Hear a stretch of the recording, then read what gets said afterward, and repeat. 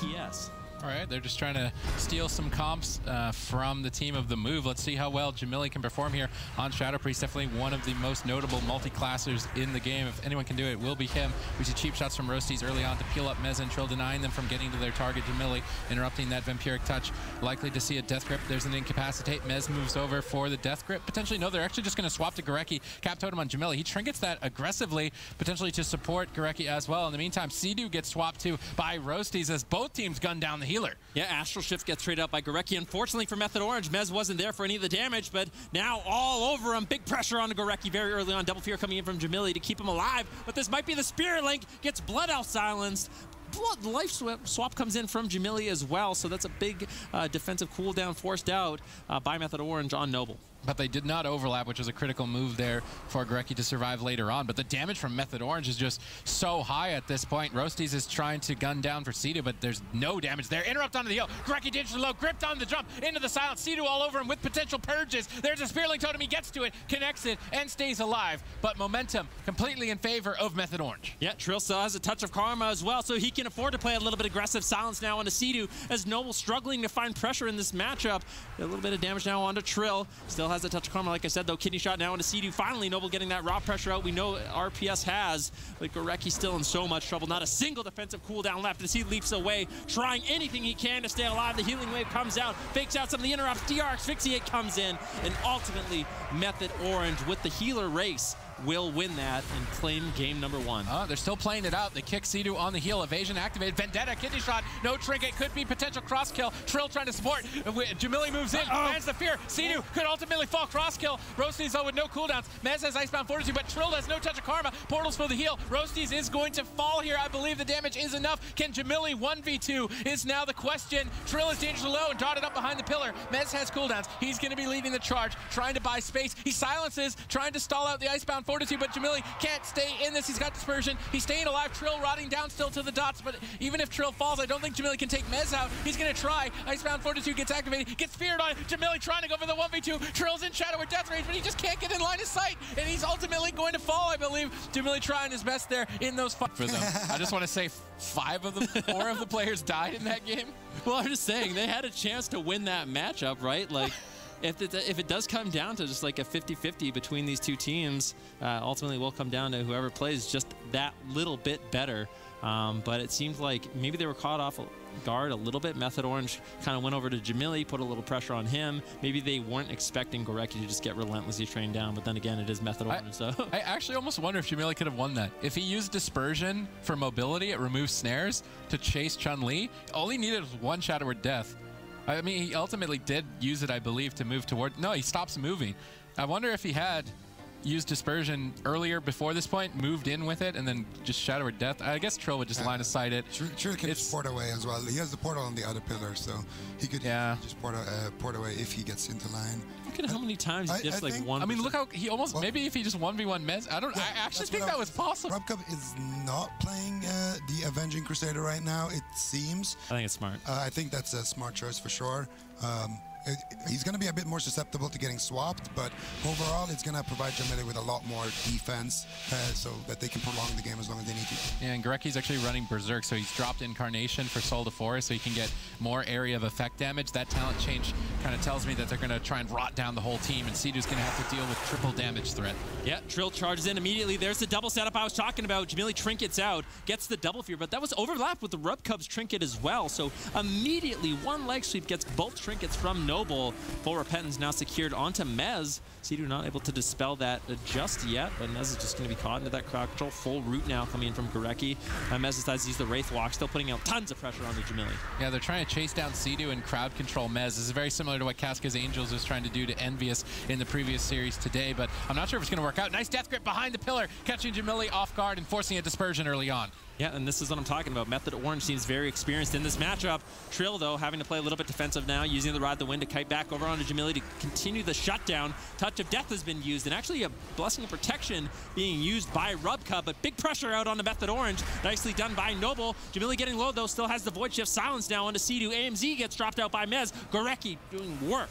Yeah, Sea-Doo doesn't want to stay in that anti-magic zone. Unfortunately, maybe a bit misplaced from Mez for Sea-Doo to stay in it. He would have to stay in line of sight of the enemy team, so he opted to just avoid the damage completely by line of sighting. Ascendance has finally been forced from Sea-Doo. Both 3-minute cooldowns. Healing Tide Ascendance are out of the way. Those are area of effect recovery cooldowns. Super effective against a Feral Druid and a Shadow Priest. When you don't have those, you have to manually single target heal through all the damage, and it's going to put Sea-Doo very far behind. The rest of this game is going to be difficult for him. I'm not sure if he's going to be able to overcome it as Trill gets swapped to. No touch of Karma. He pre-walls the stun. They drop Spearling Totem. Sea-Doo knows that he can't recover from the area of effect damage, but Rubcub still has a slew of cooldowns to survive. This composition is paying dividends for Noble. They're just walking all over Method Orange right now. The most important thing in this matchup is Rubcub just standing 50 million miles away. So oh no, Gorecki! Can't get that grip. Stun now onto Gorecki. He has no trinket available, but ultimately will survive. Doesn't even have to use the survival instinct, so that swap from Method Orange really didn't get too much there as Gorecki looks to close out this game. He's going to be charging in. Sea-Doo getting very low on mana as well, dispelling some of those VTs, but he gets feared up.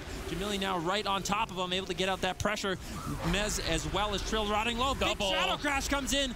Triple Fear coming in, and ultimately a big bite coming in from Gorecki will close out the game. And Noble, that composition looked insane for them. They played a strategy that I haven't really seen since longest duration. Look, Mez in a root, not able to move. He's got Wraithwalk every once in a while. He AMSs to try and avoid fear or something, but Mez got crowd controlled so heavily this game. Yeah, Trill tried to do the best he could with the Tiger's Lust and stuff like that, but ultimately a lot of crowd control, like you were saying. This is it. Maim, Shadow Crash comes in, just too much pressure for Sea-Doo to really heal through. He didn't have any of the defensive cooldowns that he needed to survive well, but the Arcane Mage with the Windwalker Monk isn't something we see too often anymore. I'm not the biggest fan of it. I think Thunder or even Windwalker Ellie would have been better overall. I feel like the Arcane Mage is going to be really vulnerable in this matchup, and you can get overwhelmed as a Resto Druid against Shadow Priest out. If he had an Ellie to self-healing himself, that kind of sustains him through that. Arcane Mage not going to be doing a lot of self-healing outside of Temporal Shield, so Sea-Doo could fall behind in this series. He's going to have a difficult time if Jamili can really get those dots rolling. And that's one of the things about Jamili being a multi-classer is he knows how to best mess with an Arcane Mage, dispel the displacement, dispel the Temporal Shield immediately. Gorecki looking to defend. Full polymorph over onto Rubcub. Big swap onto Jamili right away as he is forced into that dispersion. I don't think it's a bad trade. Just the images coming in from Trill. They didn't actually activate anything else. Jamili still getting low. Rubcub not out of the crowd control just yet. He has to trinket to use the sacrifice, so it's actually a very good opener for Method Orange. Yeah, good crowd control chain from Method Orange, and in one crowd control chain, they're able to force both Dispersion and Blessing of Sacrifice. If they can get another round of that, the third round, there will be nothing really left for Jamili to stand. In the meantime now, though, it's Noble's turn to attack. Shadow Crash moving in towards Sam IM, but Gorecki got paralysis away. Good teamwork from Trill trying to stall this out. Sam IM looking for a polymorph vortex on Rubcub. Sam IM getting interrupted, but a double fist to set up for Sam IM potentially here. Mind control right at the end of the polycast. He trinkets out of the mind control to land the polymorph, but they cyclone up Jamili right at the end of it. Now swapping over to Rubcub instead, trying to bait some cooldowns from him, trying to pressure him down. He's on half HP. Looks like he's going to be able to recover. Trill now getting swapped to. He's below half. Full fear onto Sea-Doo. Arcane Missiles flying in. Touch of Karma traded out. Both teams so evenly matched. Yeah, bash over onto Trill. He has no Touch of Karma as well as they chase him down. Silence onto Sea-Doo. Trill could be in so much trouble. Fortifying Elixir gets used. Iron Bark as well. Trill uses the Incapacitate onto Gorecki to play a little bit defensive, but this is the snowball pressure we see from Noble. This composition is very scary if they can get their dots rolling. Ooh, Rubcub was sneaky there, looking for a Repentance. Sea-Doo saw it coming and shapeshifted. Sea-Doo actually opts to trinket out of the incoming stun to look for an offensive clone. He lands the clone on the trinket of Rubcub with Elixir and Gorecki. Good crowd control, nets them a dispersion, but in the meantime, the counter pressure nets an ice block from Sam IM as both teams continue swinging. Yeah, Jamili's still low though, gets out of that dispersion. Sam IM now activating that ice block to get out of it. Going to be putting on a little pressure now on Jamili, just spamming with the polymorphs actually with a defensive play. Rubcub looking for the Repentance. Trill is very scared in this situation. He has no trinket, he has no karma. If Gorecki can land a full stun, he's going to be in a lot of trouble. So he doesn't have a trinket either. There's the full bash on Trill. He gets human racial off. So he gets the human racial, he's out of the stun, throws a double fist of fear onto Jamili and Gorecki to really slow down their pressure, manage to survive just a little bit longer. Jamili used the life swap there on Gorecki. Now he's not going to have that. There's no sacrifice for 3 more seconds. Can they net in a kill? Mark of Alanith has been channeled out, but Sam IM is getting counter pressured at the same time. Double legs, a critical mistake by the team of Noble, forcing a Divine Shield sacrifice. Now they switch over to Gorecki, who is still low. Sam IM, Trill, both rotting down. 8 seconds on Touch of Karma, 6 seconds on Touch of Karma. Sam IM looking for defensive polymorphs, trying to get control for Sea-Doo to recover as he's fallen so far behind, but now netting in a polymorph. No dispersion for 18. Both Sam IM and potentially Jamili in a lot of trouble. If Sam IM can survive this, will he be able to? gets interrupted on the damage. Fist of Fury on Jamili, full Cyclone on Rubka, but a silence now onto Sidu. And there's a Blessing of Protection spell stolen by Samam, allowing him to remove the bleeds. Nice play. Now Jamili's in trouble with the Polymorph secured. Jamili will not fall. Dispersion at the final seconds allows him a moment of breathing room. Yeah, manages to get topped off immediately with that Divine Favor coming from Rubcup as well. Now Trill a little bit low, activates the Touch of Karma. They want to continue this pressure onto Jamili. DR Sheep goes out onto Rubcup, unfortunately DR'd. Full Cyclone though coming in from Sidu. Nicely done. Master Spell, I believe, coming from Jamili will remove that Cyclone. And now Noble has an opportunity to get a lot of pressure here onto Samayam. Trill as well. Like we said, no Touch of Karma for quite some time. If they can continue this pressure, Trill's forced the port away. Samayam into the middle of the map right now. Sidu's going to have to play catch up.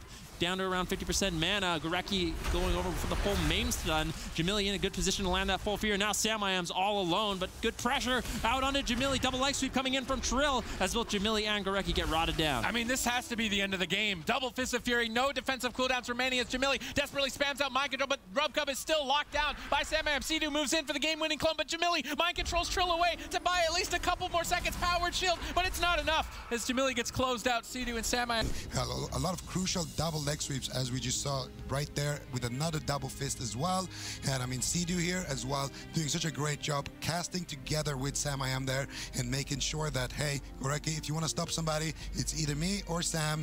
One of us is going to get that crowd control and be able to close out the game. So Sidu and Sam finish and end this series, making it very difficult for Noble to still qualify. Or Noble could strike back with this interesting strategy by locking Mez out of the game with crowd control and just killing Sidu and Trill at the same time.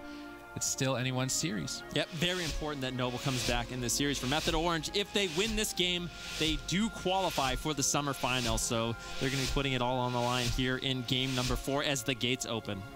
All right, ladies and gentlemen, who do you think is going to take it? Sidu changing his talent to Relentless at that final second, as he is likely to be attacked at some point once those stuns and silences reduced every time. Rubcup hiding in the room. He's kind of expecting to be the target. He's hiding. They grip Jamili back behind the pillar for a surprise attack. Jamili triggers and lands a double Psychic Scream, allowing him to free cast Vampiric Touches. No, Mez, nice Mind Freeze, interrupting the ramp of the Shadow Priest, now trying to get the ramp going. Sidu has Earth Shield on himself. He's expecting to be targeted. Cap Totem out of the in-cap, out of line of sight of Rubcup, trying to bait Rubcup to move in. Silence on Sidu. They're going for the all-in switch to Rubcup. He human Rachel's out. He's retreating away. Sidu trying to purge off those Blessing of Freedoms. There's so many interrupts for Rubcup to go through. Is he going to be able to be greedy here and hold on to the Avenging Wrath? He's doing his best to do so. Earth and Shield Totem, Healing Tide down. They're going all in for Rubcup's life. This plan can backfire, but they might get the bubble here. Sidu getting feared out. Rubcup bubbling at 1% HP. Tops himself off immediately, but this is so scary. He still has a Blessing of Protection. Trill getting low, though, activating the Fortifying Elixir. You can see Mez and Trill just sitting on top of Rubcup. They heard you, Super T's. I mean, it's Smork all the way home. Do or die. Will Rubcup fall? This is his last opportunity to carry the team. Gorecki trying to build momentum on Sidu in the back line. Rubcup retreating away, gets wind shift by Sidu. 3 kicks available. Void shift from Jamili, backing him up, but he needs more than 1 health bar. He probably needs more than 2. Rubcup's in so much trouble as Method Orange gunned down for the all-in. Stun, Blessing of Protection available. He holds a purge instantly. He catches 1 Holy Light, but the Mind Controls and stuns might be enough for Rubcup. He's hanging up by a third. Hammer of Justice on Sidu. Noble trying to strike back. Could be a potential cross kill. Spearling Totem though available. Sidu restabilized, and Rubcup has to be panicking right now. Sidu just gunning him down with Purge. Who cares about Trill? I'm pressing Purge. Rubcup though might have been able to do it. This could be the light at the end of the tunnel. The Mind Controls have been so critical for Rubcup to survive. Yeah, Mez has been caught in that roof for so long. Trill still getting low. Rubcup caught into the full stun. Can they take him down and qualify for the summer finals? Full stun on Rubcup. He tips behind the pillar. Purge is coming in. Sidu looking to interrupt Mez. Trill. Sidu all over the place. Rubcup with the unbelievable kites, keeping himself alive. What an incredible job. Silence now on Sidu. Completely barely holding on. How are you alive right now? Ultimately will fall, but still, Method Orange in a lot of trouble. Gorecki needs to press Survival Instincts. He just needs to press it and kill. Trill so low. He pulls away. He falls. Sidu's got no mana. Sidu could easily go down as well. He ducks behind the pillar. Mez trying to carry. Sidu could easily fall. Gorecki all over him. He's still got... Sidu's got nothing. He's literally got nothing. He's got absolutely nothing. Is he going to be able to do it? He's caught in the stun. Mez gets feared away. Jamili moves in. Shadow or Death. He's hanging on by a thread. Earth and Shield Totem now available. Plops it down instantly. Jamili trying to heal himself back up. Sidu starting to stabilize. Can he do it?